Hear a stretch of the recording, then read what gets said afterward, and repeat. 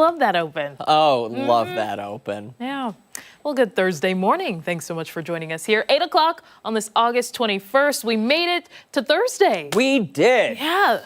We're on Arc Rochester. I'm Stephannie Joseph. And I'm Dan Schrack, and we have 2 packed full hours to get through. So let's run down what we have brewing for you this Thursday morning. Well, we are packing our bags and diving into some of the hottest travel trends. We'll be taking a look at which generation is taking the most trips, how much we're really spending while on getaways, and the benefits of vacation that money can't buy. A rep from Talker Research will join us with the breakdown. Is it rest and relaxation? You know, Is that one of the benefits? you might be onto something. Because I'm looking for some of that, I'll tell you. Then you've heard of fancy wine lists, but one Michelin-starred spot is making headlines with a brand new menu item that'll leave you scratching your head. We're going to tell you all about it coming up in this morning's Trending Now. And later, we're getting ready for the weekend and looking ahead to a celebration decades in the making. The Clarissa Street Reunion is back, and this morning we're getting a preview of the food, culture, and music that you can catch this Saturday. Yes, but before all of that, we got to start things out with a first look at the forecast. Meteorologist Marty Snyder back with us this morning. We are talking about a cloudy start to the day and some below average temperatures, Marty. That's it. Yeah, staying a little cool for this time of year, kind of like yesterday, but today's going to be that next step in the upward direction. We're going to move out of the 60s, but right now we're seeing that low cloud cover hold on. Still some of that fog out there, and still at least a few areas of mist are a possibility. But we're starting with temperatures mainly coming in the 50s across a lot of the area. They'll be slow to move initially. Again, a little mist in the air here and there. Really not a lot of rain showing up on radar, but it's that very low in the atmosphere mist that is forming. 58 currently, and as we head through the day, we'll see these numbers rise up through the 50s and 60s through the morning, back to about the lower 70s heading into the afternoon. But for the longer term, there is more hope to get temperatures to move a little more and get some more sunshine back in, closer to average tomorrow, about 80 then, mid-80s on Saturday, before a chance of a shower or thunderstorm returns on Sunday. And then we just kind of level off in the lower 70s into early next week. So again, cooler for the longer term, but at least for these next few days, nice little upward trend in temperatures, feeling a little more summer-like over the next few days, guys. And I need that sunshine. That gives me life. You said it. Right? Yep, I need it back. Need it back, because I'll tell you what things are looking like right now to start, Marty. It's not good. Not looking good. No, I'm struggling today. But by the afternoon, I think we'll see our first few breaks of sun try to work back. So just hold off until then, try to wait until the afternoon, and I think we'll be pleasantly surprised. Just in time for bed. Right, I was just about to say. How it goes. Thank you, Marty. Appreciate it. All right, let's go off the top and start with some of the stories that have piqued our interest this Thursday. I'm going to kick things off, and I want to talk about a new federal lawsuit filed against LA Fitness. The FTC says the company and its parent companies made it exceedingly difficult for members to cancel. So the allegation here is a bureaucratic obstacle course where people were forced to print out forms from hard-to-find websites, use login info they barely remembered, or go into the gym in person, but only during limited hours, and only with a specific manager.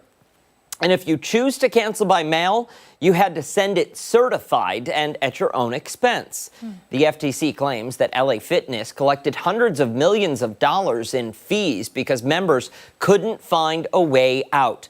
The suit is seeking to block these practices and get refunds for members who were impacted.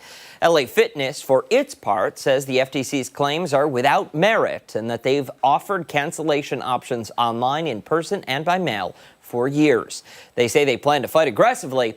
Now, I've lived some of this firsthand, but my experience was kind of the opposite. When I tried to transfer my membership from one club to another to avoid paying for their premium tier, they kind of put up a wall for that. Lots of pushback, lots of confusion. But when I actually canceled, it took no time at all. I was in and out in maybe 2 minutes. It was ridiculously easy. But here's what hasn't gone smoothly. The infrared saunas. One location in Rochester shut theirs down in 2023. I emailed to ask why and if members would be getting a discount. The response was the saunas were closed nationwide due to unspecified safety concerns, and no, there would be no prorated fees. They told me, quote, your membership covers the full facility, not specific amenities. And if you go look at their website, it still just says certain things may be temporarily closed or subject to restrictions. No real explanation. No update. And according to posts from members online, the saunas apparently are still closed. So if you felt trapped, though, in a gym contract, this lawsuit might give you a fighting chance to get out, or at least the strength, get it? Because it's a gym membership, to get out. Great. You know? New York State, didn't we pass something here that... Now, there are laws in New York, yes, that help make it easier to get out of these kinds of contracts. Right. Yes. Which is great. Right. Which is great because, listen, there were a few years back, I mean, there were people who you'd be on the hook for thousands upon thousands of dollars because you had a gym membership. And it just doesn't seem right. Yeah, it doesn't make sense that, they always advertise how easy it is to sign up, for example. Yeah, just give us a call, $5 down or something, whatever. Yeah. And then when you're like, I Did don't you think used I to can work do there? this. No. Yeah, just give us a call, $5 down. I'm used to hearing all the commercials. But now, when it comes to ending the membership, it's always an issue. Come on, stay with us. You can get $25 to jump off through, your next rings month. of fire, tape to try and navigate. And it's just I'm trying to make the responsible decision here. This is no longer an expense that I can handle. Yep. So I'm trying to be proactive about saying, hey, I'm looking to cancel the membership, and then it goes by the wayside. And I know sometimes they want, okay, if you say you're going to move, that's fine, we'll let you out, but we need proof that you're moving. And then you're like, well, whoops, caught in that lie. I guess that's not going to work anymore, you know? And it shouldn't be that difficult. It shouldn't. It just shouldn't. Yeah. All right. All right, we're going to move on now. Back to school has been a huge theme this week. So today, we're going to be looking at a new policy that has people sounding off online. I mean, when are they not? An elementary school in Tennessee has banned energy drinks. Yes, in elementary school. The health director of Macon County Schools sent a letter to parents saying, quote, while we cannot control what your child drinks at home, we do not allow energy drinks to be brought to Westside Elementary School. And if students have them, they will be thrown out. The letter also warned that energy drinks can cause serious health consequences, noting the high sugar and caffeine content in them.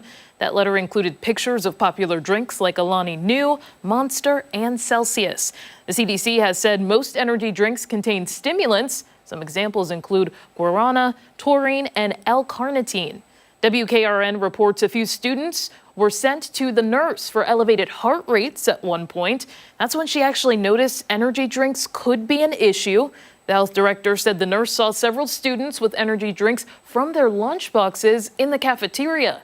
Now, most people are praising the ban, though, but others are questioning why it needs to be in place at all, because after all, it's an elementary school. Let's see if we can look at some comments here. Michael says, what even remotely decent parent is letting their elementary age kids consume Red Bull? That was an example. In some countries, you have to be 18 to purchase or drink energy drinks, which is an interesting thing that I hadn't known of, something to look into. Madeline says, didn't know energy drinks were a problem in elementary school, but then again, you're seeing vapes and other things of that nature. So I guess it doesn't surprise me, noting how, times have sort of changed a little bit. There are new things in the game now. Dana says, I can definitely get behind this one. I won't even drink these as an adult, shaking my head.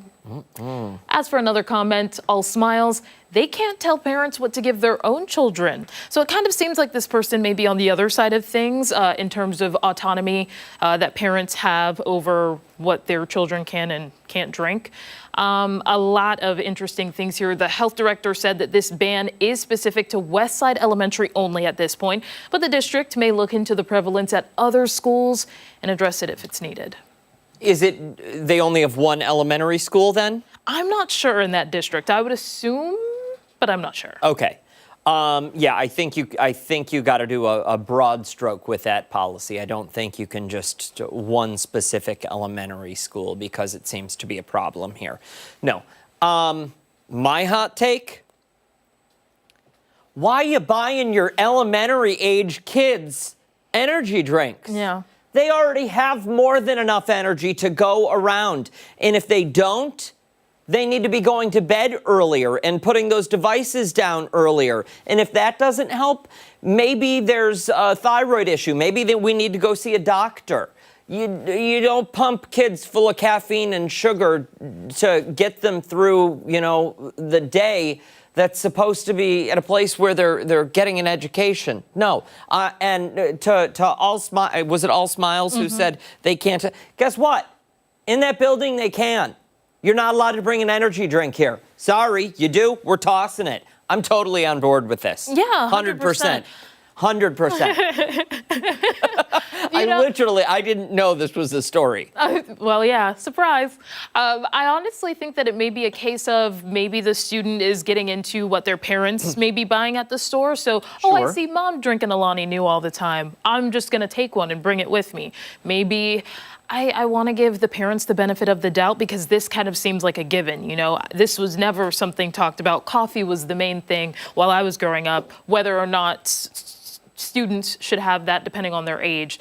I did not start drinking coffee until college. I would fight back against that argument because if, we're doing it because mom and dad do it, then you're going to have kids going with fuzzy navels and different wine coolers to school. And they're not doing that in elementary school, Yeah. Nobody's showing up with a Zima. I'm wondering how big of an issue it was because obviously, I have a sociology background, so we're always taught to look at how data is collected. And so observationally is not the most reliable way to collect that data. It would have been better to maybe, survey or maybe have some sort of photos, anything like that. I wonder if it was more isolated to a specific table or maybe 2 tables. I don't know how big of an issue it was, but I guess I'm trying to give parents the benefit of the doubt here. Sure. But again, I don't think energy drinks have a place in school. 100%. I think for elementary school. Yeah, we need to be serving those kids water and milk and normal beverages for that perfect age range. Water. Yeah, water. Yeah. That's all they really need. All right, stick around. We've got a lot more to come right here on ARC Rochester, including when we come back. We're checking in with Chris Lopez, who is feeling sky high this Thursday. And don't forget that you can watch us on the go wherever you are by streaming us live on the 13 Wham YouTube channel and, of course, foxrochester.com. We're back after this.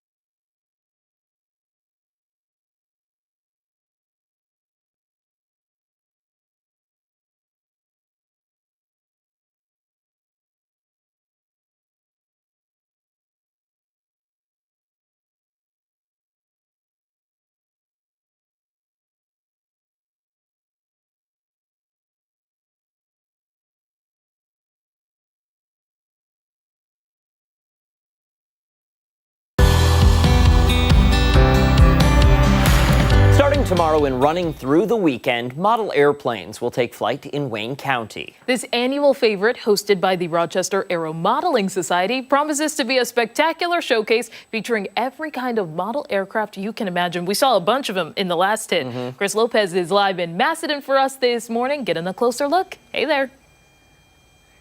Hey, what's up, guys? Yeah, Friday, Saturday, and Sunday happening from 10 o'clock until 5 o'clock. There's going to be acrobatics. There's going to be tons of different planes in the sky from World War II all the way to modern, and that includes helicopters.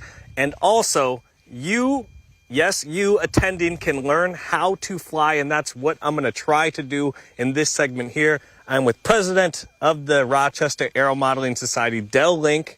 And let's talk about these controllers here, because this really reminds me of a buddy system student driver, really, right? So you're teaching me, but you can take over.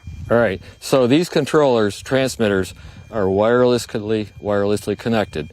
And I have a switch where I can take control and give you control. Okay. All right. And then the controls themselves are similar to a real airplane in that we've got two separate primary control sticks. The right stick is the elevator pulling back will give you an up motion, pushing forward back, just like the old-fashioned airplanes with a flight stick. So pushing forward is down, pulling back is up. Moving to the right, it will make it roll to the right. Okay. And same rolling to the left.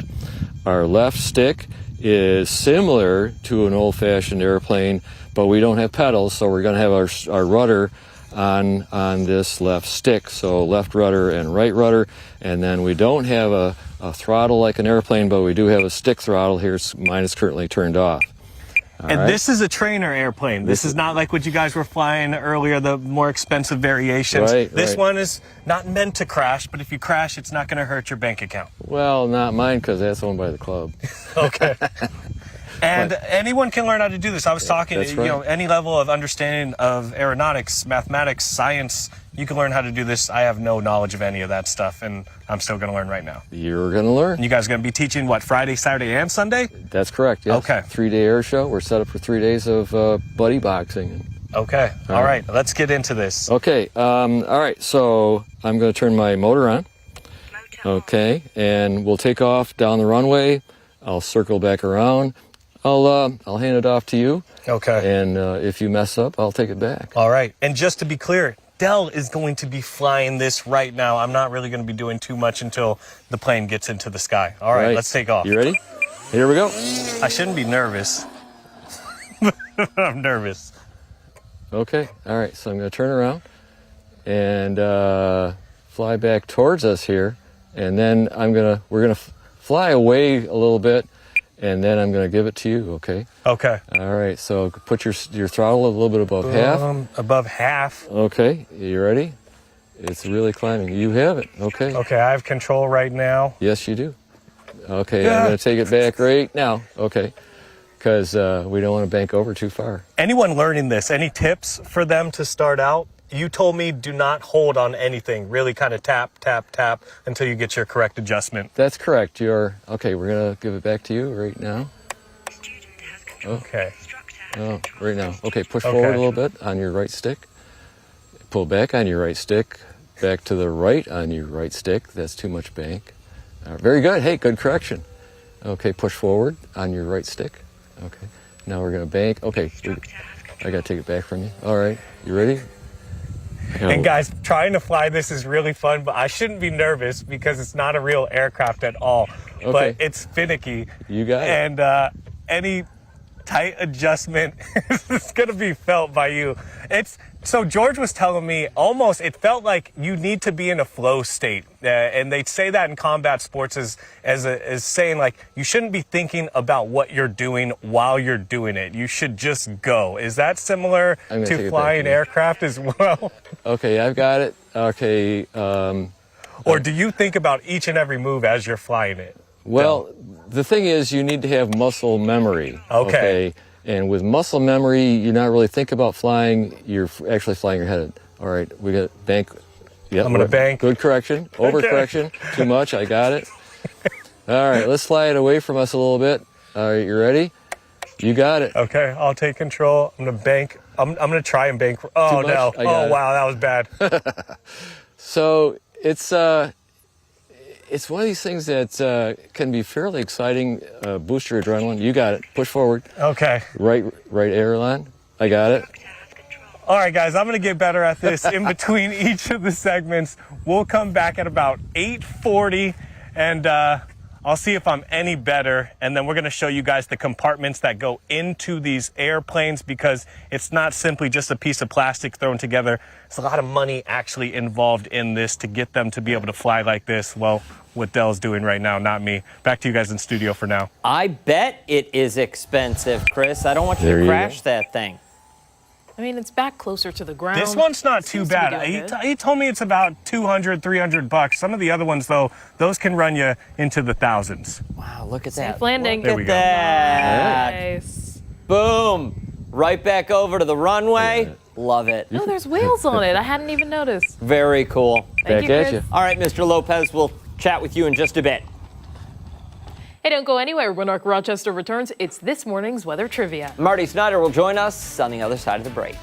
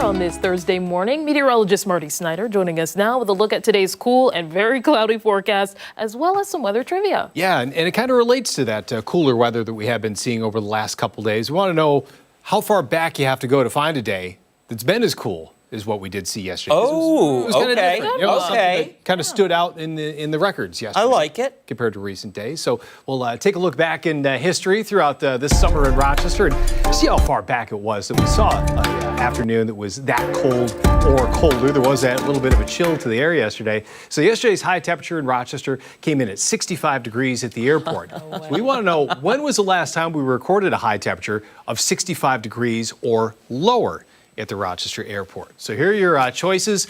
You know, sometimes we get those variations throughout the summer. Yeah, so was it June? Was it the 30th of June, 15th of June? Was it the 1st of June? Or was it back in May 15th?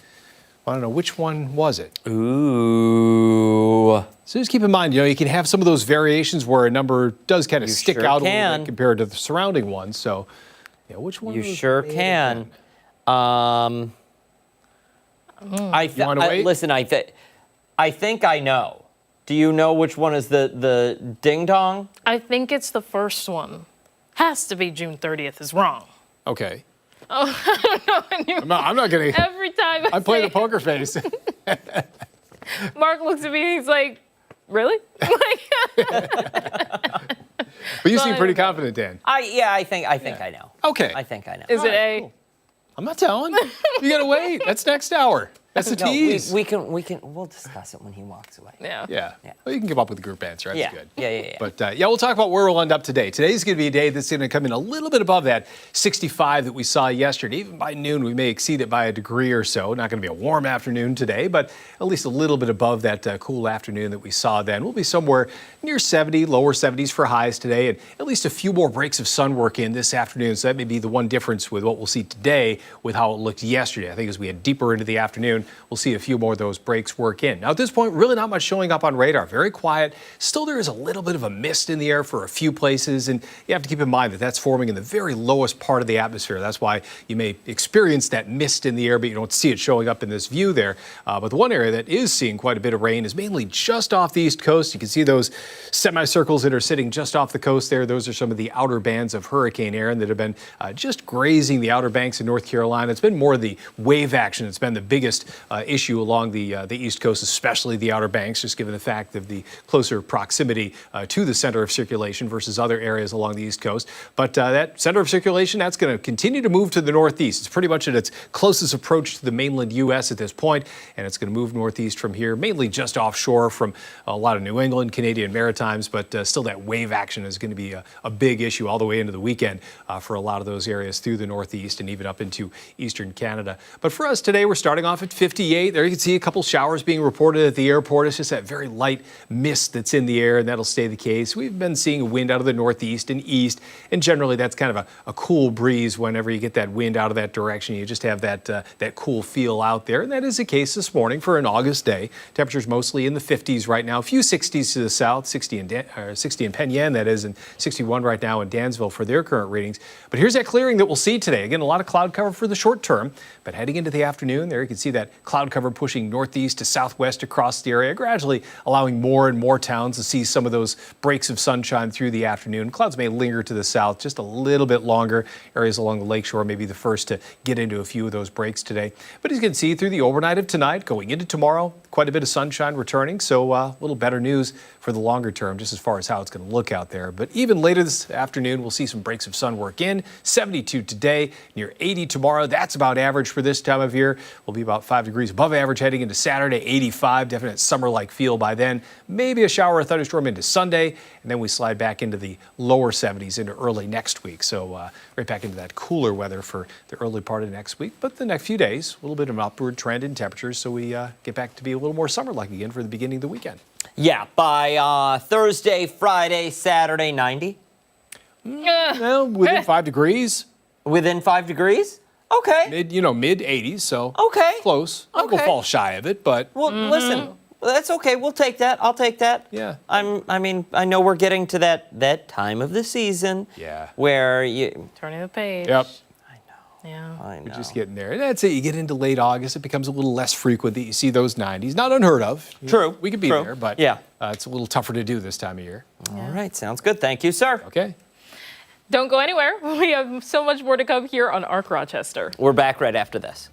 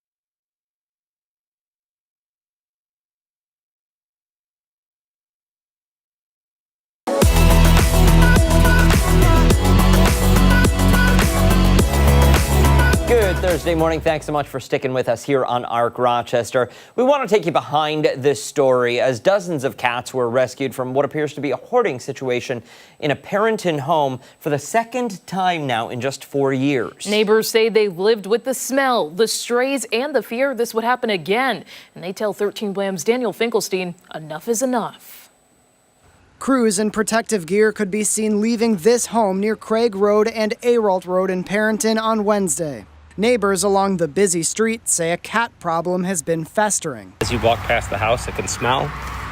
There is an excessive amount of stray cats walking around the area, and it doesn't go unnoticed. Some saying they'd had enough. We all like animals, and it's tough to see because at somewhere down the line there's animal abuse in a way. And it's not the first time authorities have been here. They obviously were concerned that the same situation would occur again. In 2021, authorities responded to the home, which caught fire. Nearly 100 cats and 2 dogs were found. Not all were alive.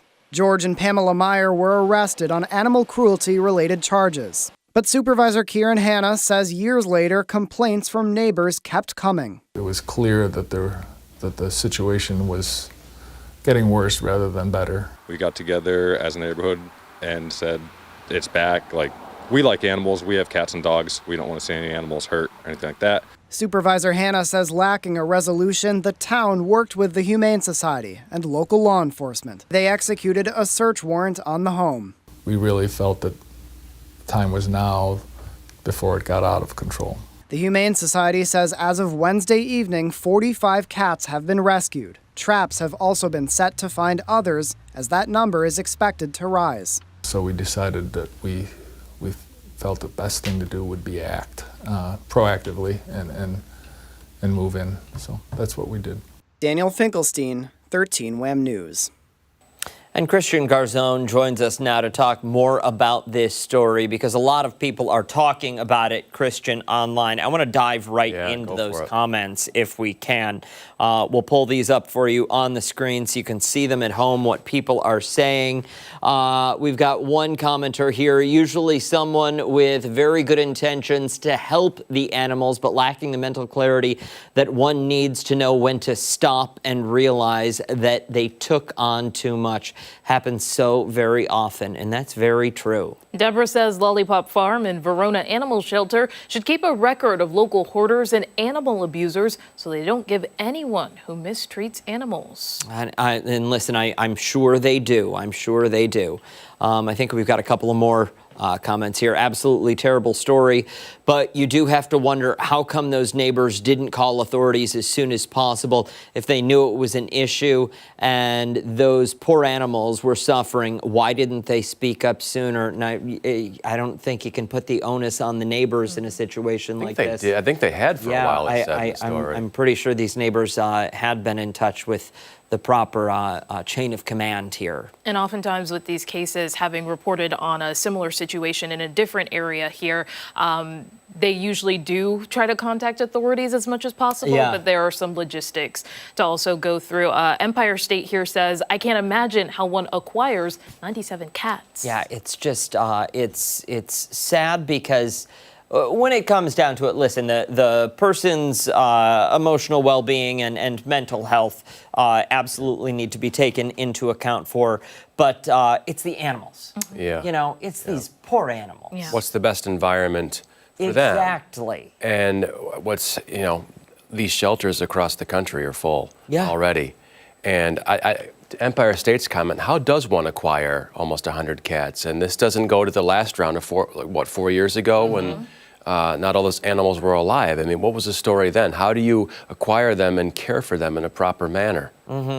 It's a lot of money. I mean, one of the reasons shelters are so full these days is because the Bank of America did a study that the cost is up. It's up 42% for care and grooming. Food is up 22%.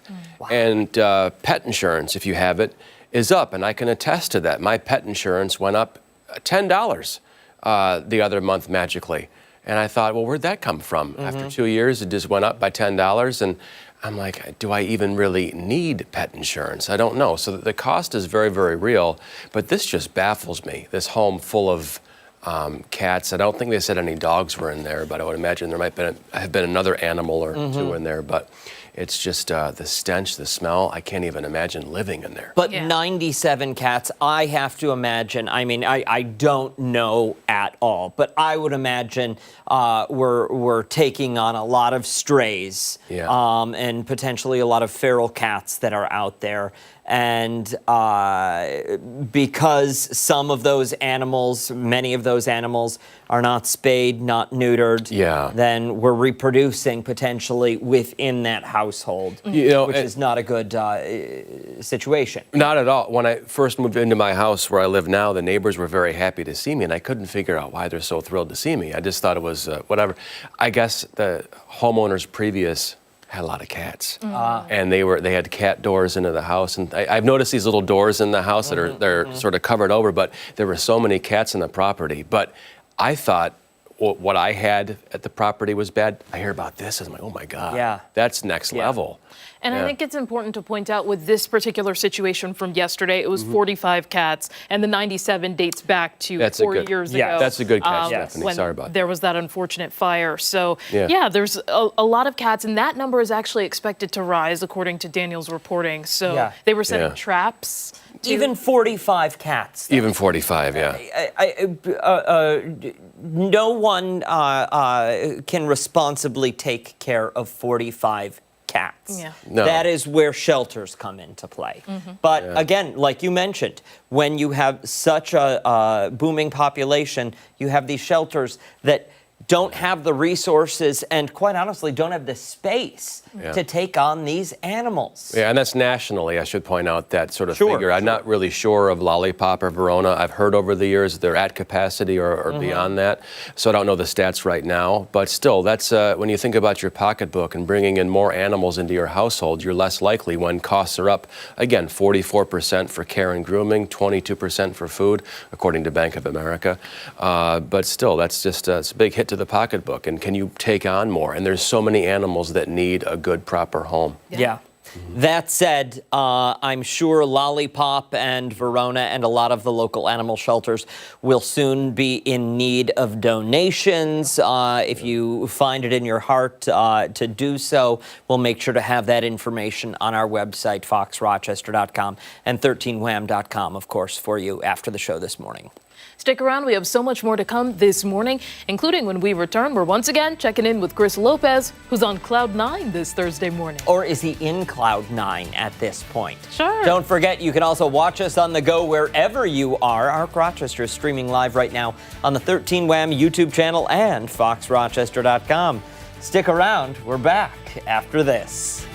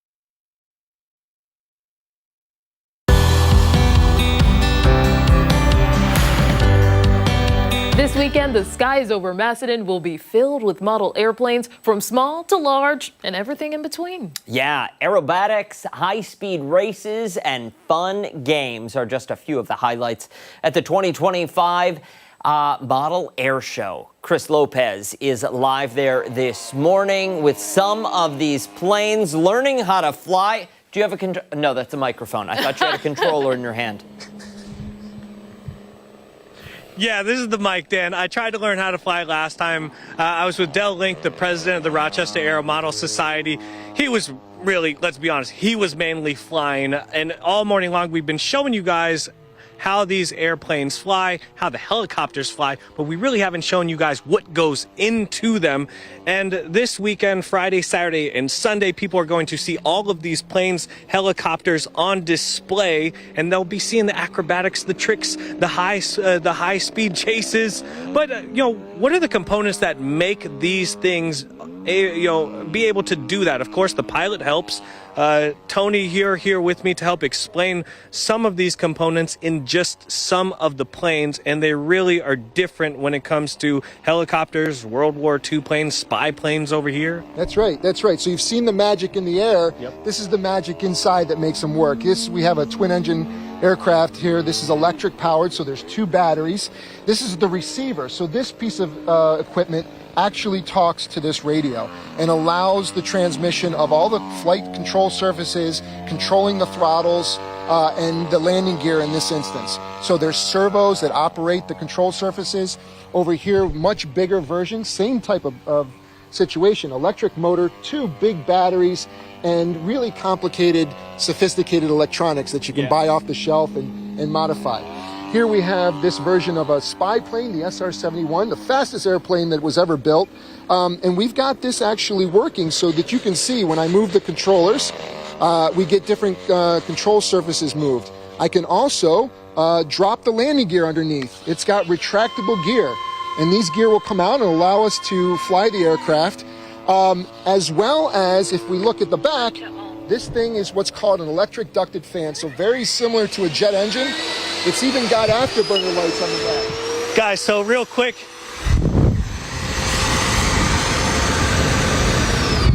that's what's going on. That's what's going on in the back. We just popped the chute on this bad boy, and this chute pops open and then goes out there, and that's how this airplane slows down. And some of these, you can hear them, the ones that you can hear in the air have gas, right? They're gas-powered. We've got some gas-powered airplanes here, some nitro-powered airplanes, and electric. There's even going to be turbine airplanes, actually. Actual, real turbine aircraft that fly at this field this weekend. And to give context to how fast some of the planes can go, the jets I was reading can go 140, 150. They can go up to 200 miles an hour. 200 miles an hour. Yeah, and it's impressive to hear it and see it live. And what got you into this hobby? Always had a love for aviation. My family was in aviation. I went down the path of aerospace engineering, private pilot's license, but this was a little bit cheaper to do, and something you can do your entire lifespan. We've got youngsters out here that fly, and we've got folks well into their retirement years that fly. So it's a hobby that can carry with you for your entire life. And your club, the Rochester Aero-Modeling Society, if someone wants to join that, what kind of experience are they going to get once they join you guys? Yeah, so they're going to get a great experience. No experience needed to join. Come out, take a look, see what we do. We'll put you up on a buddy box, Chris, just like you had done earlier today, and get a feel for it and enjoy it. We'll help you decide what type of airplane, trainer aircraft maybe to get on your own. You wouldn't jump into this as a new flyer, but you work up your activities and your skill levels and just have a blast. And the camaraderie, the friendship, you'll see how we kid around here. We have a lot of fun, and everyone's welcome. Friday, Saturday, Sunday, what's the best time to come? You said 10 o'clock and loosely until 5 o'clock. 10 to 5. Saturday's probably our biggest day. We have fireworks at night. We do night flying. There's kids stuff and candy drop for the kids. It is a blast. There we go. Come out Friday, Saturday, and Sunday. You're seeing just a sneak peek of what's going to be on display and what's in the air come this weekend. We got much more ARC Rochester coming up for you after the break. That's a wrap here in Macedon, though.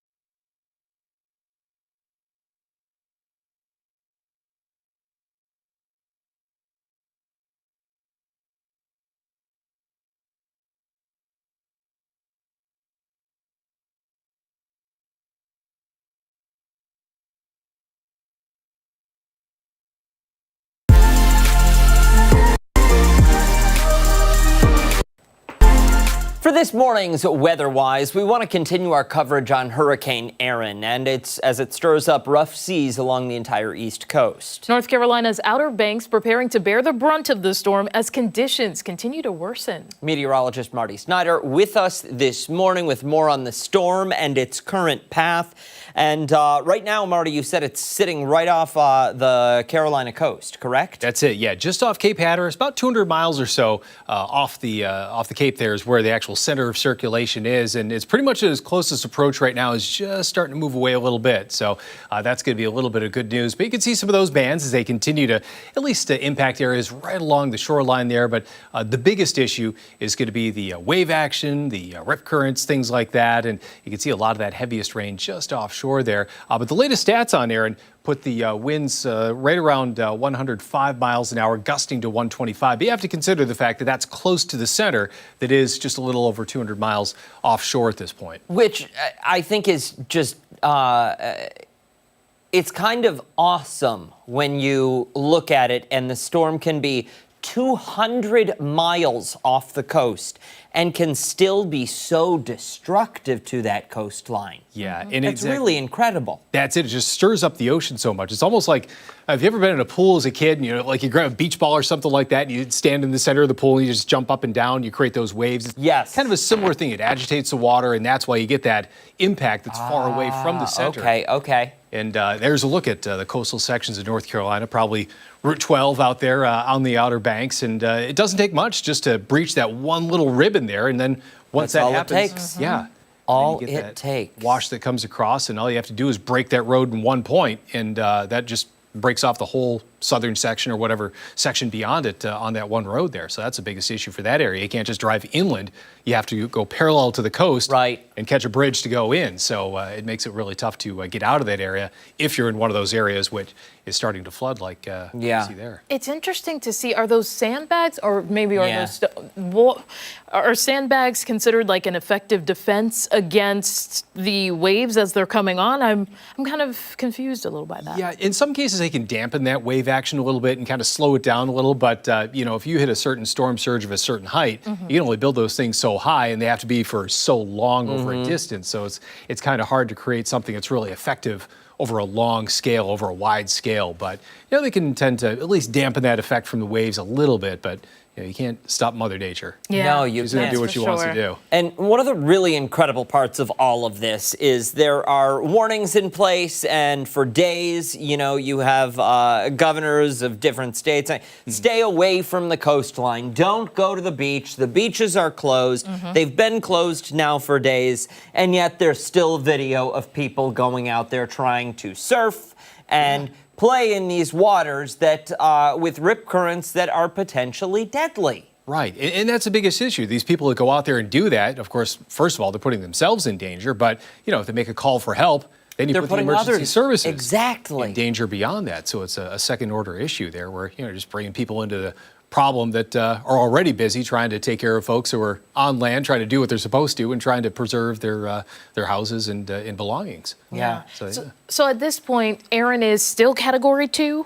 Yes. Okay. Yeah, still holding at that status. When do we expect that to downgrade? Like as it continues to move up the coast, or how long will that take? Yeah, over the next few days. So it's going to continue that slight northeasterly turn. I think we have a graphic showing that can show that path as it makes its way up, kind of parallel to the east coast. So it's not going to make landfall in the eastern U.S. There's the center of circulation now.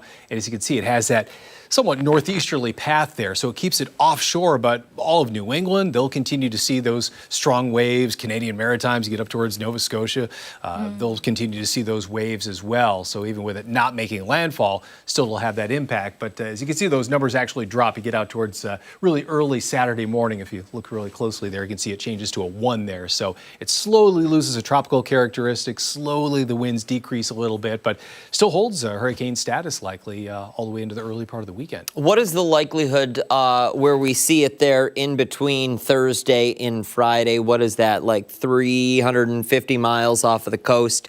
What's the likelihood that any of that will impact New York, New Jersey, New England area? Yeah, wave action, that's probably going to be the biggest thing. So, yeah, there will be an impact along the East Coast, those swells, the rip currents and things like that. And think about it, this time of year, you're in the middle of hurricane season. It's in the middle of the time when folks are at the beach. Yeah. You have a lot of beaches along Long Island. Those are going to be areas that won't see a direct impact from this system. But, people go to the water to be in the water, and it's not going to be that situation. They'll have to find fun on land and stay out of the water, most likely. Yeah, maybe a boardwalk weekend rather than a beach weekend. Yeah. Got to change plans up a little bit, but as we all know, you go on vacation, you make it work somehow if you have rain or whatever the problem may be. It's what the hotel pool is for sometimes, right? There you go. All right, Getting a ball in the pool. Keep an eye on that for us. Thank you. We appreciate it. Will do. Hey, stick around. We have much more to come on ARC Rochester. We're back on the other side of the break.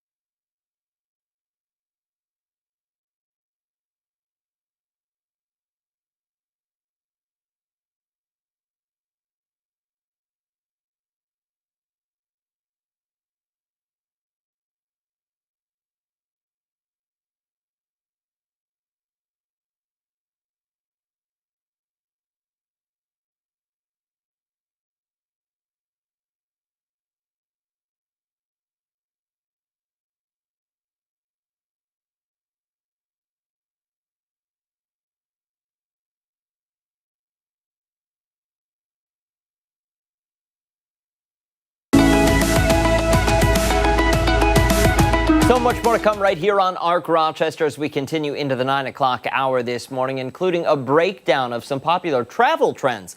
We're going to take a closer look at new research that's examining what people of all ages are looking for on their next getaway. Then the new design that has people up in arms. We'll dive deeper into the reason why fans say Cracker Barrel is breaking their hearts. That and more coming up in today's Trending Now. And later, celebrating unity, joy, and culture.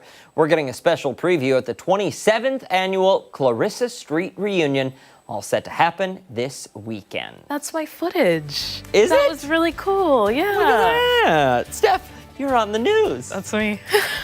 Well, that's all coming up in our 9 o'clock hour. ARC Rochester returns after this.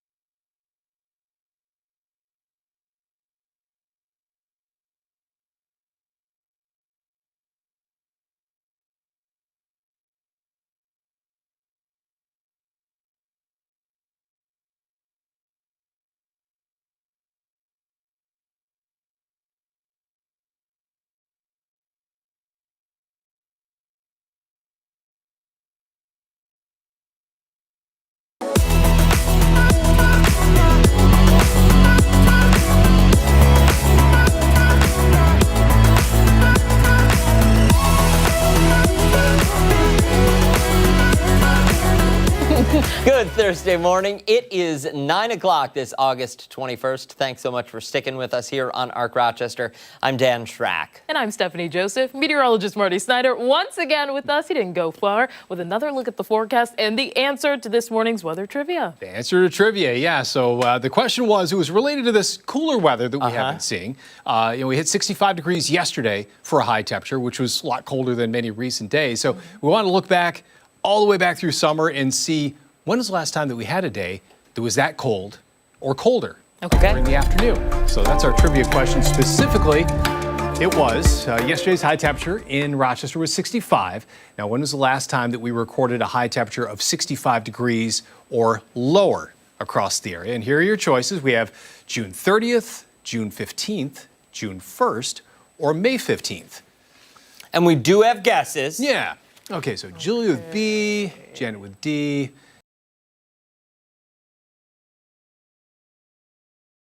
Yeah. Because I'm going to make my prediction here. Now I'm second guessing, but I'm going to go with it. I'm going to stick with what I had. Okay. I am saying that C, June 1st is the answer. I think May 15th is the, it has to have been in May that we were at 65. Yeah. Okay. I'm going to say no, it was June 1st because I remember by June 20th it was very hot, and I remember the days leading up to June 20th. As far as I recall, it was very hot. Dan, I don't even remember that. I only remember that because I went out of town that week. Yeah. Went out of town that week. Okay. So you're going against what everyone's saying. By June 30th, I don't think you're going to see 65 degrees. Okay. I really think that one is the ding dong. The distractor is May 15th for sure. Okay. What are you guessing? What do you think? I'm going to go with June 15th. Okay. All right. Is that the one I guessed? That's the one I guessed. I guessed first. I guessed first. Okay, so survey says it's June 1st. Yeah. Look at that. Good work. And that was our last time that we were at least that cold. It was only 58 degrees back on June 1st, which was the first day of meteorological summer. Wow. That was wild. You It did take time. A brisk day. Yeah, it was kind of cool then. You remember how everyone was saying, it's going to be a cold summer. It's started off You probably don't know this offhand, and I should have asked this in advance, but you might know it. Do you know what the low that day was? Like, what did the temperature start at that morning? I had that in my stack of papers. 42. Yeah. You think couldn't 42? tell you off the top of my head. Okay. That's why I carry these papers around for questions like that, and I left that on the desk in the weather office, and I ran back in here. That could be you walked tomorrow's. back there thinking you were going to have like 10 minutes, and we gave you 35 seconds and said, get back out here. Yeah. And the other thing, I was back there for so short a time, I'm trying to remember if I loaded our muddy paws forecast. So we're going to do this on the fly. I want to make sure that we air it. So I'm going to ask the director to go back to our trivia question. That'll give me a chance to make sure it's loaded in. Okay. I'm going to walk back to the desk there because we don't want to miss this one. No, we don't want to miss it. Yeah. So in case you were wondering, this is the answer to the... Yeah. Thank you. Right. I appreciate those props, Stephannie. Yes, I was. And I'm glad I double-checked because it was not loaded in, so there it is. Look at this. This is Eclipse. Eclipse is the dog's name. Of the day. Like Eclipse has a little It's kind of a fitting name. maybe? Oh, yeah, that's a baseball cap. Baseball cap? Yeah. Oh. It looks like a camo baseball cap of some I like sort. that. It was I like blending camo in. myself. It achieved its goal. Matches the brindle. I love it that we got a baseball. I think we're laying on a pillow on the couch there. Oh, that dog has the right He's idea. got the right idea, Especially man. for these past couple days, kind Yeah. of a little dreary outside. You want to be inside for a little bit, and dreary, so wet paws today. But next couple days we dry out a little bit, Friday and Saturday. And Sunday may pick up a shower or thunderstorm, and then Monday we dry out again. So a lot of the upcoming days dry, but a couple different rain chances there, which is something we could use at this point. So we'll look at it that way. So Sure. a little positive aspect there, but thanks for Eclipse for being on our show this morning. Here's a look at what we have on radar at this point. Really not a lot for us, but still that activity mainly right along the coast and offshore from Erin. You can see just off the Outer Banks there, we've been seeing some rain, but at this point, a lot of it kind of tapering a little bit. It's just that wave action that continues to be the big issue down there. But again, the latest on Erin, moving northeast at 17 miles an hour. So once it gets into that double digits speed of forward movement, then it really starts to show signs of getting out of an area pretty well. And that's going to be the case over these next couple days as it works up along the East Coast, but the center of circulation stays offshore. But still, as we were talking about a little bit earlier, a lot of wave action through the Northeast, Canadian Maritimes, those areas still are going to see an impact. Now, for us, yeah, that picture pretty much tells the story. But watch, you see how the cloud cover is lifting just a little bit? Oh, yeah. Not by much, but it's that really slow trend. Temperatures coming up just a little bit, helping to lift that cloud bank just slightly across the area. 59s, we're up a couple degrees from the low, not much. Wind out of the east, and that's helping to at least keep that cloud cover pretty well entrenched. Even a little mist out there, but a lot of 50s to near 60 at this point. Some areas to the east a little closer to 60. But here's that timeline for today. Again, cloud cover for the short term. Even at noon, still a lot of clouds around, but watch through the afternoon. There's the key right there. I think we're going to see those clouds erode from north to south or northeast to southwest across the area, helping to put us back into some more sun by the end of the day. And we stay clear overnight. We keep some sun around tomorrow. So it looks like a nice longer term in store for us after kind of a dreary start to today. Again, later today, some sun works back in. A lot more sun tomorrow. Back to average then, about 80 for a high. Probably mid-80s on Saturday. That'll probably be the slightly better of the 2 weekend days. Sunday, probably not a washout, but at least a shower or two possible in a thunderstorm. And then behind that system, back into that lower 70s range again. So back below average for the longer term for the first half of next week. So if you like that summer-like weather, like I know at least Dan does, back 80, 85 over the next 2 days. Well, listen, here's how I feel about it. Yes, I do like that summer weather, but you can't go out and eat, dinner out on the patio in December. It just doesn't work. No. True. We get a finite amount of time to be able to do that here in Western New York. And you got to take full advantage of it. And I feel like I haven't had enough days out there yet. Why? Because I haven't had enough days out there yet. You don't get to question me. That's just how it is. It's just how it is. But sometimes you get your days just so scheduled up. They're just, I have this appointment at 4:30, this going at 6:30. So you get home from work and it's just boom, boom, boom, and you never have a chance just to stop and say, oh, it's nice outside. Absolutely. Let me relax. Absolutely. Yeah. So I'm gonna be taking full advantage of that tomorrow and Saturday. Carpe diem. Full advantage. Yeah. Absolutely. Enjoy it. Absolutely. Where do I think I'm from? I don't know. All right, Marty, thank you. Okay. Stick around, much more to come here on Arc Rochester, including when we come back, we're packing our bags and getting some tips for our next vacation. Sold. And don't forget, you can take us on the go wherever you are. Arc Rochester is streaming live right now on the 13 WHAM YouTube channel and foxrochester.com. Stick around. We're back on the other side of the break.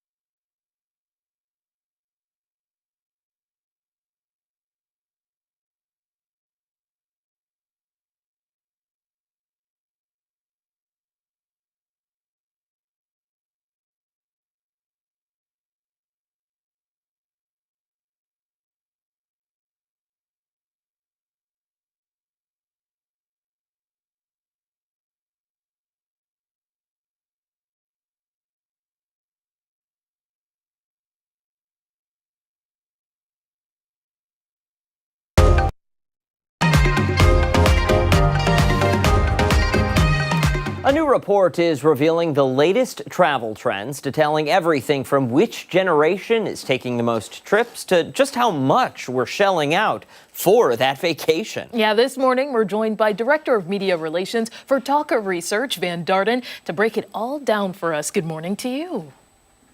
Good morning. There's a lot to get into here. I'm just interested in what are the popular places that people are looking at right now? Yeah, we asked kind of what the people's travel bucket list would be, and we ranked them by top 10. The top #1 most desired bucket list vacation that people want to take, road trip across the USA. That came in at 32% of everybody that we surveyed. #2, exploring the streets of Paris, the city of lights. #3, seeing the northern lights in Iceland, seeing the cherry blossoms in Japan at #4, visiting the Statue of Liberty right here in New York, and seeing the pyramids of Egypt, #6. Hiking the Grand Canyon, visiting New Orleans during Mardi Gras, going back to Tokyo for sushi, and walking the Great Wall of China rounded out the top 10.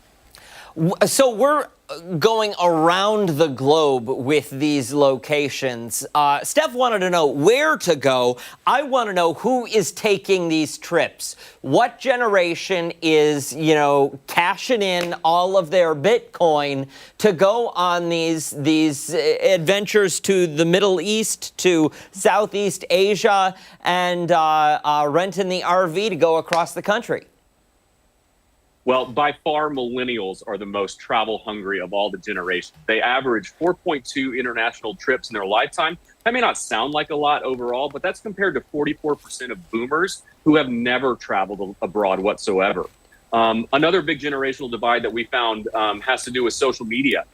Maybe not surprising in the findings, but the numbers certainly were notable. 39% overall of everybody across the generations felt the pressure to post vacation content on social media. The number jumps higher the younger that you are. Gen Z and millennials by far felt it the most strongly. But boomers, just 15% said that they feel obligated to post their travel content on social media. That's interesting. Is that a driving factor, though? Is that why these millennials want to take these vacations, just for the social media factor? Or are we doing it at all to absorb culture?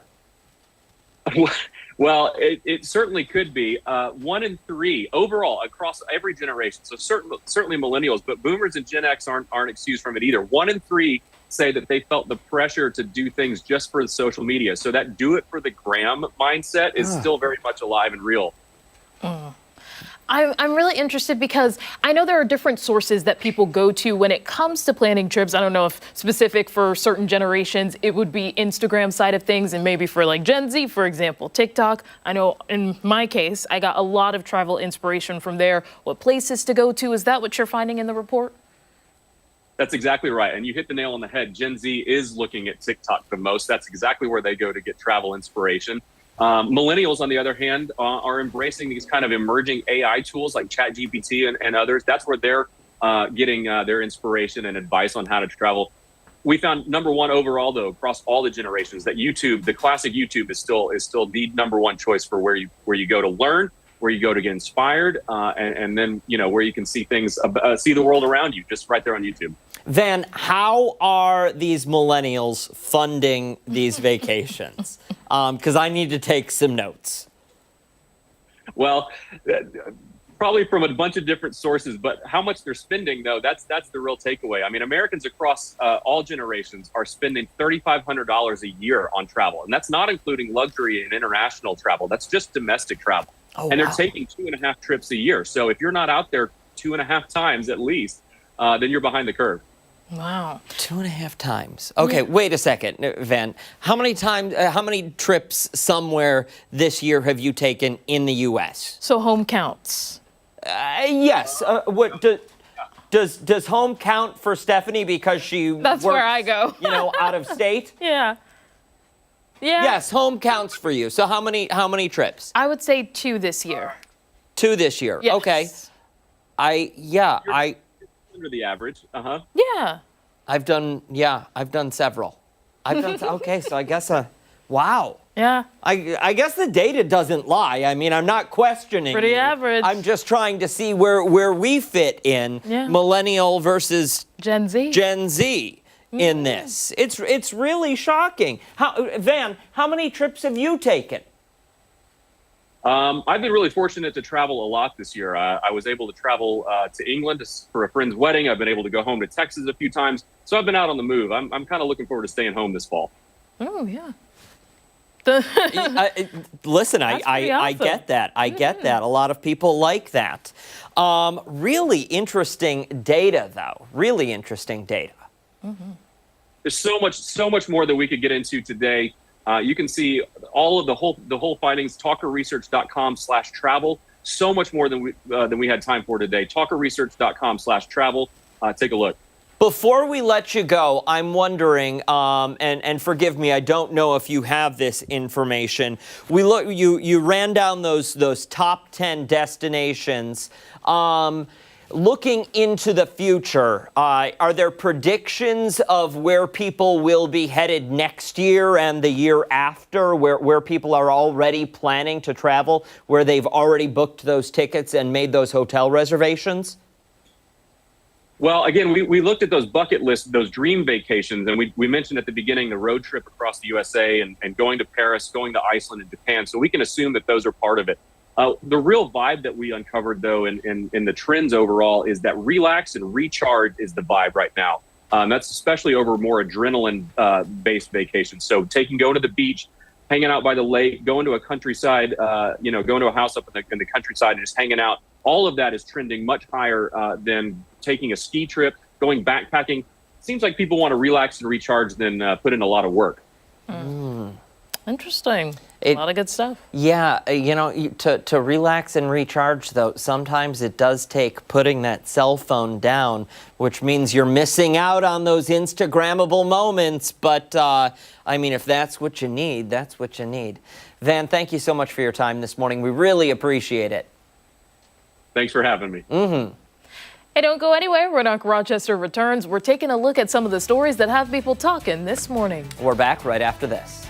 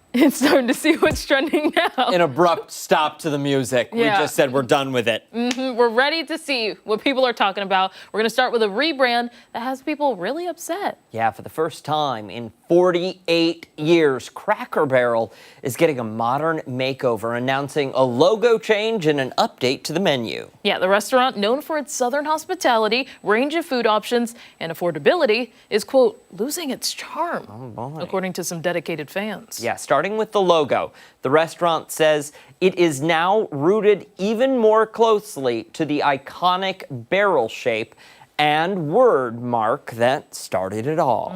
No longer is there the man, you see him there, resting by a barrel, or even any mention of the old country store. According to the company, the gift shops will still be inside the restaurants. They just won't be a part of the logo.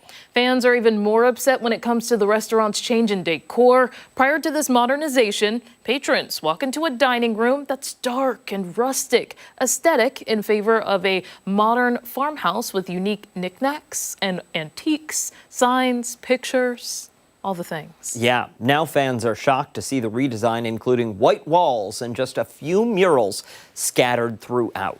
According to brand executives, the new updates are part of the company's All the More campaign. The campaign positions the iconic American brand for the future, honoring the legacy while bringing fresh energy for guests. Fans took to social media to share their disappointment with the brand, many expressing similar sentiments, saying the nostalgia is gone and that it now looks like every other restaurant. Oh boy, on the other side of the spectrum, though, some people are saying that this was a smart direction for the brand to take, with many citing some negative racial undertones within the old designs. Have you ever been in a Cracker Barrel? Not in person. I've had food from there. If you've ever, I don't know if the vibe is similar to Old Country Buffet, if you know about that. So, like, I miss that, you know, the sit-down aesthetic, but I feel like with them trying to go into it would seem like a minimalist side of things. Okay. That's how people modern day like to take in brands, you know? Yeah. They don't like too much, anything busy. Yeah. So it might be them trying to reach a different audience. Okay. For example, but Yeah, never been in a Cracker Barrel. I've been to a Golden Corral. I've been to an Old Country Buffet. Yeah. I worked at a Bob Evans. I don't know if that does anything. Yeah, I think the closest to a Cracker Barrel, other than driving past one here, Yeah, it's literally down the street. Yeah, literally down the road, is I remember as a child inside the Summit Park Mall in Niagara Falls, New York, they used to have a kiosk, a Cracker Barrel kiosk. I've never seen one During of those. the holiday season, where you could buy like cheese logs and stuff like that. Wow. Yeah. Okay. Well, seems like So I guess I don't have a lot of feelings about it. I understand for like the diehard fans, like anybody. Sure. Old Country Buffet, I would be upset if they changed their style around a little bit because it's Old Country Buffet. Yep. I think a lot of those, the one back home actually went out of business, but that's besides the point. This is just to say that for anybody who's grown up with a certain look or aesthetic in mind and you're changing things up, it's like, well, that kind of shifts the vibe and some of the memories that are attached. Sure, but at the same time, things change, people. Time goes on. The calendar keeps going. Yeah. The clock keeps ticking. You know? Yeah. And just like that, we got to keep moving along here with the show. All right, our other story, another restaurant story. One Michelin-listed dining experience is launching a new drinks menu, and it's all about elegant H2O. Ooh, a French-style restaurant in England has introduced an extensive menu featuring strictly bottled waters. Such a great way to present it.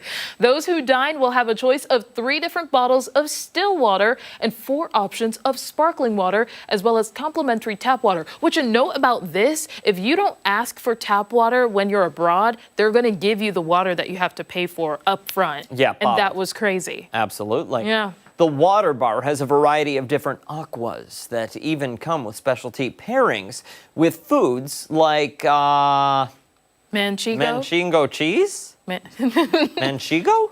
Manchego. Manchego? Yeah. Manchego cheese. Chocolate Parma ham. No, chocolate, Chocolate. comma, Parma ham. That comment was not there before. It wasn't Parma there. ham and olives. No, it was there. Manchego cheese and chocolate Parma ham. It's all one dish. It's delightful. Okay, according to those who have embarked on these water tastings, they say that just like with wine, the taste of the water changed the flavor profiles of the food. People say it was mind-blowing, adding that they learned that water isn't just water. A chair is not a chair. No. A water sommelier curated the restaurant's water menu featuring a selection from Britain, France, Spain, and Portugal. Prices range from $7 to $30. According to the owner of the restaurant, he says that he started this idea after seeing a decrease in alcohol sales over recent years. And what people don't know is it's all coming from the hose out back. No. No. I think you can taste the difference with certain places. Like if you Absolutely. give me, people say is Evian? Evian, yeah. Yeah. That water tastes a little bit different than Poland Spring. Sure. So like I kind of think this is real, you know. Yeah. No, listen, I watched a docu-series, I think, once on Discovery Channel or something like that, where they did this. They sat down and they talked to a water sommelier who described the different minerals and how you can taste the different minerals that are in these different waters from around the globe. Yeah. Really interesting. Would be neat to see how your palate holds up to it, if you can actually taste the difference, or if somebody is just trying to pull the wool over your eyes and just giving you tap water from the same faucet. Well, you know what I mean? Well, I can definitely taste the difference. Do you really think you could? I am a water Under snob. these bright lights, I can you taste drink it. like a quarter of a cup of water a day. But I know my water. I do. I'm Okay. particular about it when I do drink it. If we need to fill time tomorrow, producer Ashley, can we do a water tasting challenge? Stephannie knows, trust me. We'll put it in the back pocket. Put it on the books, maybe. That means no. Let's move along now to a debate over leftovers. In a now viral post, a man took to social media, prompting a larger discussion about etiquette. Okay, so in the post, the man explained that he recently went out to dinner with his family. His father graciously offered to pay, so the son goes on to say that he ordered a main course and a side dish, but when it came time to eat, he wasn't able to finish his food. Okay, he asked the server for a to-go box, but his father was completely against it. The father immediately argued with the son, saying it was rude, explaining that when someone else is paying for your meal, you shouldn't order extra stuff if you won't be able to finish it. Oh. The son added to the post that he believes his father meant well and was trying to teach him a lesson, but he didn't take the advice very well. Yeah, they got into an argument at the table. The son even going as far to say that he would pay for himself if it really meant that much. Commenters were pretty divided, but a majority took the father's side, saying it's not respectful to order that much. Those who were on the son's side said that he took it home and wasn't wasting it, so it shouldn't have been that big of a deal. Okay. It was in... I've got thoughts on this. Okay, let's hear them. We have 1 minute. So if I'm going out to eat and it's like, sometimes you go to a job interview and you're meeting with the people, I'm going to order minimally, okay? Mm-hmm. If I'm going out with someone I know, if I'm going out with family, if I'm going out with friends, chances are I'm going to order one entree, or if they have a couple of things that I like, I might order 2 or 3 entrees. No way. Absolutely, 100%. I want to try the different stuff. I know I'm not going to be able to finish all of it. Sometimes I'll take it home. If that doesn't work, I won't take it home. I'll leave it. Or, hey, try this while we're sitting here together. Eat it. See what you think of this. I don't care who's paying. I Long story don't. short. I don't. I didn't ask you to pay. I'll pay for it. I don't care. I'm so uncomfortable with other people paying for me, so I will usually order just an entree for anything. I won't do a dessert. If they ask about dessert, I'm going to look at the person who's paying. You want dessert? But do you know that person is paying prior to you sitting down? Sometimes. Most of the time. In those situations, then maybe. Okay, yes.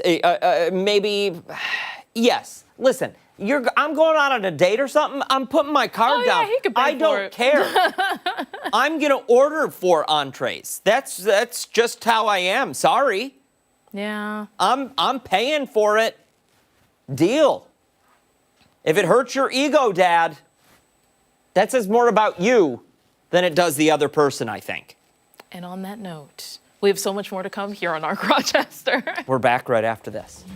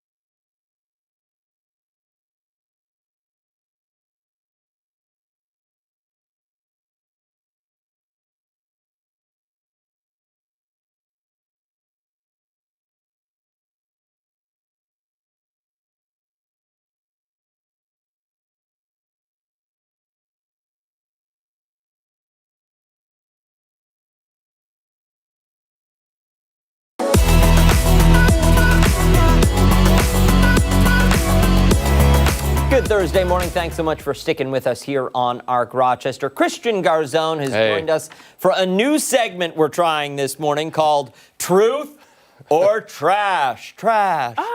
Look, Ashley, That's I feel like nice. you took a page out of my book. Beautiful. So, A new segment called Time Filler. so Christian is going to be reading us 3 news summaries, Yeah. and we'll have to find the fake headline among the 2 true ones. This is like I Florida love Man. this. Okay. You ready? Ready. Let's start in the UK. Okay. In London, a church, all right? A bishop showed up in a bathrobe and his slippers. 10 o'clock at night, the choir's performing past his bedtime. He said to the choir, "You can leave now, this is my house." In his defense, they were playing more secular tunes like ABBA's Dancing Queen and things like that. He since apologized, apparently, but the clip went viral a bit in certain places, but showed up telling the choir, "Get out of here past my bedtime." They're gathered singing wonderful tunes, practicing. So that's story number 1. Story number 2, you're a theater guy. Ever heard of arbor logs? Where you put a curtain around the outside of a tree, you isolate yourself in front of that tree behind the curtain and deliver a great monologue or a script to that tree and just practice that way. What'd they tell you in school? Did you ever look at a point in front of you and practice that way? Not a tree. Not a tree? No. Never an arborologist? No. Okay, have you heard of arbor logs before? It's a hot new trend. Okay. Maybe, maybe not. Not Okay. sure. Story 3. Store owner outside Bismarck, North Dakota wants to open up a new video store. It's in a place called Sweetbriar off I-94. It's called Sweet Video. People on social media saying, good luck with that. It's so remote. Bismarck, North Dakota, then you're going, I think, west to Sweetbriar. But he's doubling down. He's got Barry Williams, who played Greg Brady in the Brady Bunch, showing up for an autograph signing. to open the store up. I don't believe anything he's telling me, but I'm always bad about knowing what he's like. Opening up a tricking me. video store these days, I don't know about that. Yeah, that one sounds difficult. The first one is true.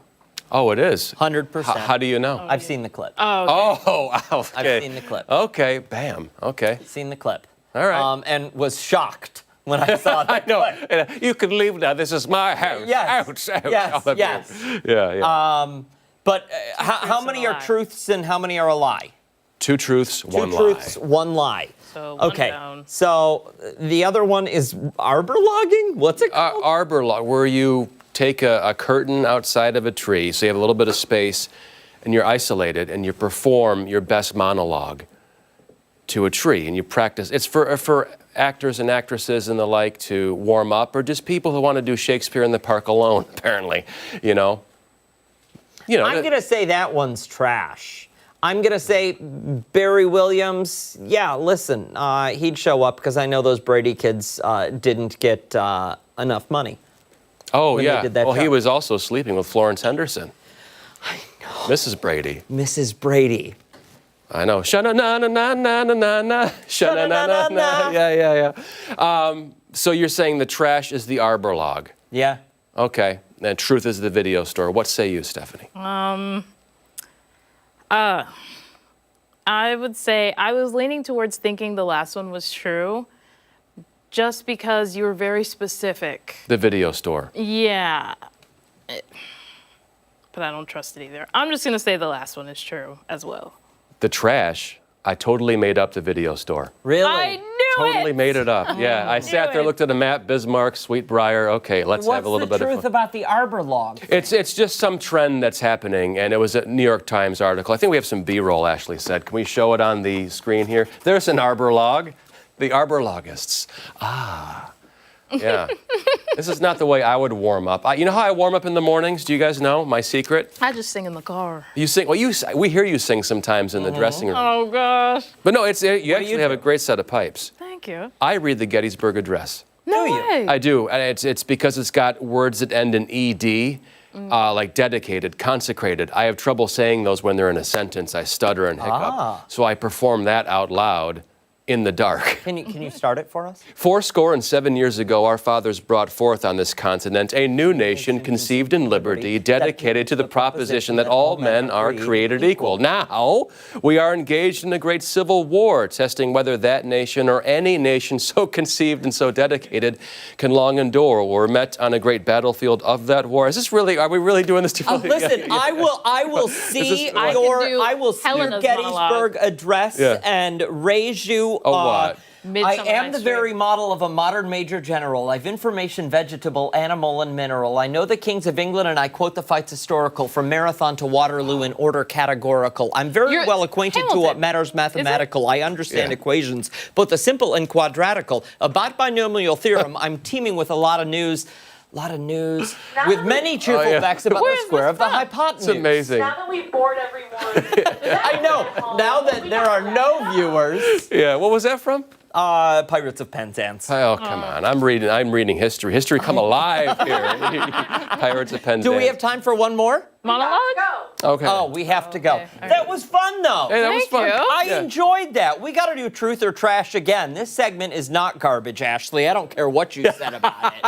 Hey, don't go anywhere. When Arc Rochester returns, we are looking ahead to the weekend and the return of a beloved cultural event. Don't forget that you can watch us on the go wherever you are. We're streaming live on the 13 WHAM YouTube channel and foxrochester.com. We're back right after this.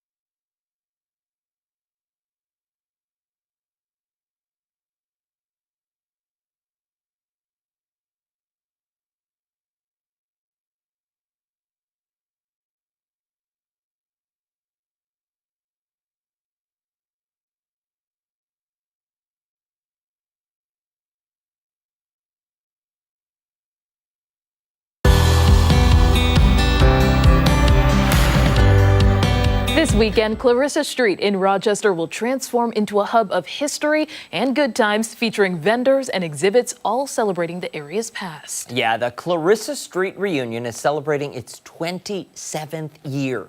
And here to tell us more about this year's festival is Patricia Mason-Williams, the Vice President of the Clarissa Legacy. Thank you so much for coming back in. We appreciate it very much. Thank you for having me. Absolutely. We were talking during the break, and I said I feel like you were here just, I don't know, a few weeks ago or a month ago, and you said it's been an entire year. It's been a year. And it's hard to believe. Here we are, 27 years and going strong. Yes. What does that feel like? It's awesome, especially for those that are part of the Clarissa Street Legacy now, because we all have roots, deep roots in the history of Clarissa Street. So for us to be able to be a part of organizing this event to make sure that our community can continue the history and the legacy of Clarissa Street, it's a great feeling. It's truly amazing when you think about the history, because on this street, it was where Black businesses thrived, but also there's rich music history there too. Tell us a little bit about the impact in the community. So when you talk about the history of Clarissa Street, of course, we were known as what's considered the Black Wall Street, because it was all people of color, own their businesses, own their homes, but it was a thriving community. They had everything they needed right on Clarissa Street. But one of the businesses on Clarissa Street happened to be the Pithod Room. And every great jazz musician, if they came through Rochester, they came to the Pithod Room. So that's what is another great piece of Clarissa Street's history, and why this festival, we're not a festival, let me take that back, why this reunion is so important, because people come back, they talk about their connections, they talk about what Clarissa Street was like, they talk about the music and why that was so special to them. Yeah. And talk to us about the reason it's so special, and the reason, I suppose, that we continue this tradition and that we look back on that history and remember that loudly and proudly. We were uprooted. The families and the businesses on Clarissa Street, they were uprooted.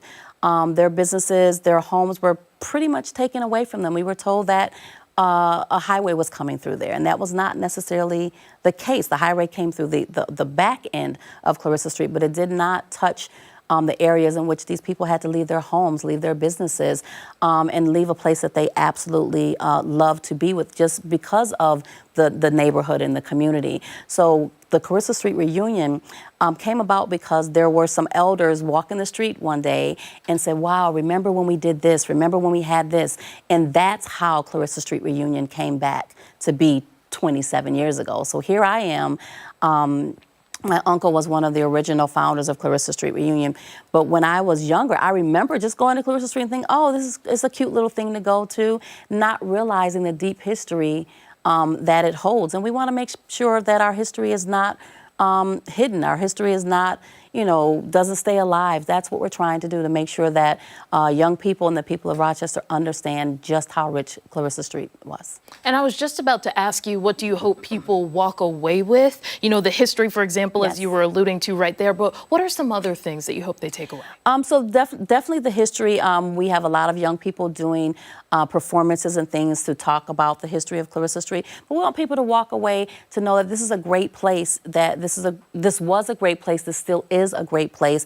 Come and commune with us. Come and listen to music. Bring your lawn chairs. We have 2 stages full of great artists. Tons of vendors, tons of food.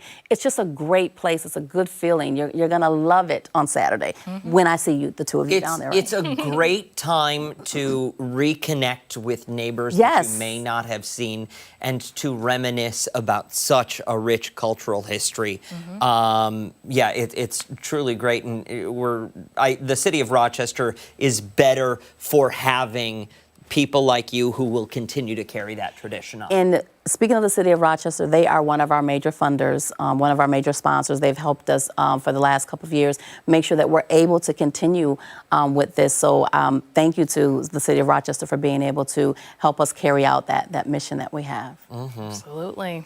Thank you so much for coming in. Don't worry, we've got a lot more on the reunion coming up. On the other side of the break, we do want to let you know that we'll post all of the information on our website, foxrochester.com, though, after the show. A live in-studio performance from two of the artists taking the stage at this weekend's reunion. We'll have that right after this.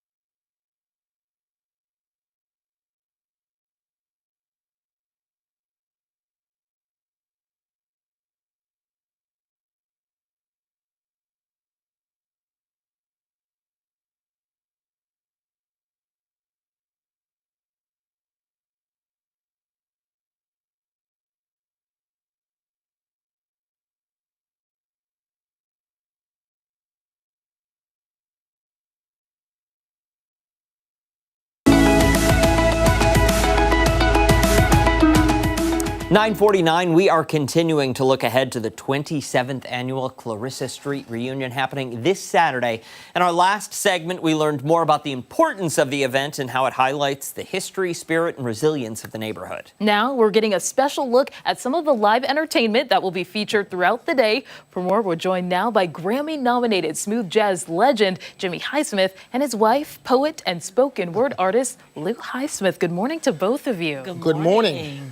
I'm really interested in how you guys first started to perform together. Has it always been like throughout the marriage, for example? No, actually not. We've always supported each other, but actually last month we did our first true collaborative performance, and it went really, really well. And one of the promoters saw it and said, "Hey, guys, you guys available for the reunion?" So here we are. Yeah. What was the impetus of that? What was the spark behind that? 30 years of marriage. Yeah, Yes. that would do it This for is 30 sure. years. Celebrating 30 years and his music and my poetry, and it was really designed around just our relationship and our growth. And just FYI, she's also Grammy nominated as well off the same album. Oh, amazing. On the album that was Grammy nominated, yes. And there's something so powerful about spoken word, but also accompanied by music. Is that something that you found by coming together? Yes. Yes. Yes, very much so. Absolutely. It does. I wonder, is that what the marriage is also like? If I can be crass and ask about that, I mean, you're using your two gifts and collaborating. Is that what the marriage is like? 30 years. Yes and no. I mean, we are two different personalities, totally. I need her, she needs me. Yes. She's nicer than I am. So she's my soft point. No, for us, it's communication. More than anything else, has gotten us through 30 years of marriage. That's and I incredible. appreciate her. Which helps. when we're Absolutely. Communicating in this way. Steph and I are going to step out and let you Yes. get to it, but if you wouldn't mind telling us what you're going to perform. We're going to do an original piece entitled Attention to Love. We wrote it. She wrote the poem for my cousin's wedding, It was a while back. a while back. A while back. And it's on the album that got Grammy nominated as well. And Wonderful. so I hope you guys enjoy it. Yeah. Ladies and gentlemen, Jimmy and Lou Highsmith.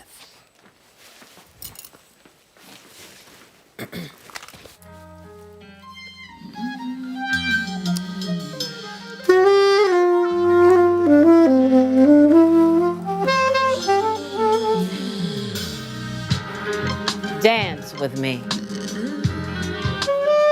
Along the galactic masses that are flung across the sky.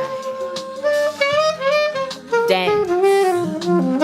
Dance for me.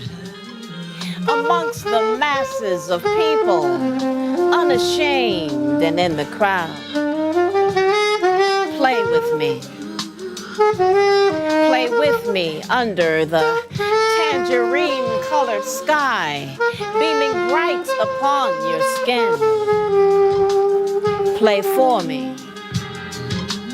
Yes, play for me a song that resonates from somewhere deep within. Sing with me. Yes, sing with me. Atop the Sphinx in Cairo, Egypt. Pray for me. Pray for me right there at the altar with the frankincense burning. Pray for me. Pray for me, conjuring all things good from the Spirit. Lay for me. Yes, lay for me a trail of rose petals that are sprinkled across the entire Red Sea. Finally, I ask that you love with me. Yes, love with me beyond the stretch of your imagination. And love, yes, love for me. Far beyond the end of time.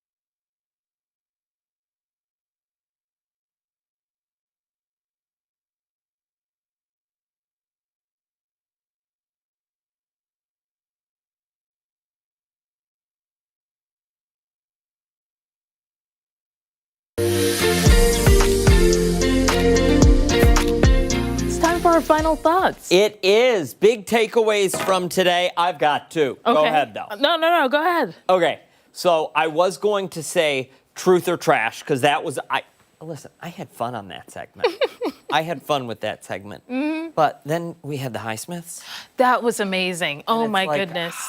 Okay, I'm sorry, Christian. You don't top them. Yeah, You know? I would have to say that was a huge highlight. I love spoken word because especially growing up, we did this thing called Poetry Out Loud, which I feel like a lot of people do. And it was just amazing to hear the poetry, be able to compete in the competitions as well. I love it. Did you have to write your own? No. No? You would go to the website. They would have specific people that you would pull poetry from. Okay. You'd have to memorize it and recite it. And then from the school competition, between classes, I think, you would then go on to the county and then so on and so forth. And state from there? Yeah, maybe. That's incredible. Yeah. Hey, that does it for us here on ARC Rochester. Make sure to wake up with us again tomorrow morning, starting at 4:57 on the 13 Wham ABC. That's right. We also got much more live local news coming up later with Christian and Marty. See you tomorrow. Bye.